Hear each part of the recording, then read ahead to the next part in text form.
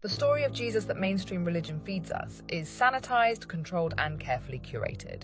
But scratch beneath the surface, and you find a figure wrapped in layers of distortion and hidden esoteric knowledge. Was Jesus truly who we've been told he was? Or was he something else entirely? Something far more dangerous? The sanitized version of Jesus portrays him as a peaceful preacher of love and forgiveness, but the evidence suggests something more radical. The real Jesus was a direct threat to both the Roman Empire and the Jewish religious elite. Was Jesus a failed revolutionary, his movement crushed before it could take shape, or did his execution serve as the catalyst for something even more powerful? He challenged the temple authorities. Jesus openly condemned the corruption of the Jewish priesthood, calling them hypocrites and brood of vipers. Matthew 23. He stormed the temple, flipping tables and attacking the financial system tied to religious control. He preached sedition. The phrase, kingdom of God, was not just spiritual. Declaring a kingdom outside of Caesar's rule was treason. The Romans had executed countless rebels before Jesus. He was just another insurgent in their eyes. He was executed as an insurrectionist. Crucifixion wasn't for thieves or petty criminals. It was a punishment reserved for enemies of the state.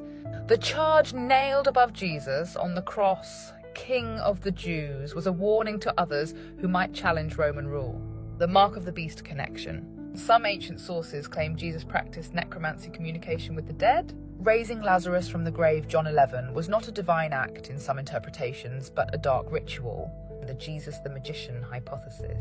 Morton Smith's book, Jesus the Magician, argues that Jesus used secret magical formulas, amulets, and spells. His ability to walk on water and transform substances, water into wine, mirrors, Hellenistic magic rituals. Was Jesus truly a divine figure or a rogue magician feared and condemned by those in power? Was Jesus' lineage suppressed? One of the greatest taboos in Christianity is the possibility that Jesus had a wife and children. The Holy Blood, Holy Grail theory, which inspired the Da Vinci Code, suggests that Jesus' bloodline survived and was hidden to protect the church's power. Mary Magdalene, wife, not disciple. The Gospel of Philip, a banned text, describes Magdalene as Jesus' closest companion.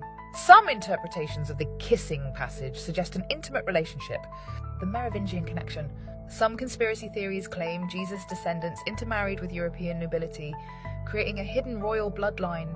The Vatican secrets. Why does the Church suppress so many ancient texts? What hidden documents lie within the Vatican archives that could rewrite history? If Jesus' bloodline survived, it would challenge the entire foundation of Christianity. Was Jesus even real? Some historians suggest Jesus never existed at all. No contemporary records. Unlike other historical figures of the time, there are no writings about Jesus from his lifetime. The first accounts appear decades later, written by believers. The pagan copy-paste theory, many elements of Jesus' story, virgin birth, dying, and rising God, 12 disciples mirror older myths, like Horus Mithras and Dionysus. Christianity is Roman psyops. Some radical theories suggest Jesus was invented by Rome to pacify the Jewish people. His message, turn the other cheek, render unto Caesar, is convenient for an empire that wanted control. Who was Jesus, really? The truth about Jesus is far more complex than what churches preach. Whether he was a revolutionary, a mystic, a magician, or a complete fabrication, one thing is clear: his story was rewritten, edited, and manipulated by those who sought power. The real Jesus, the dangerous, radical, world-shaking figure, remains hidden in the shadows of history.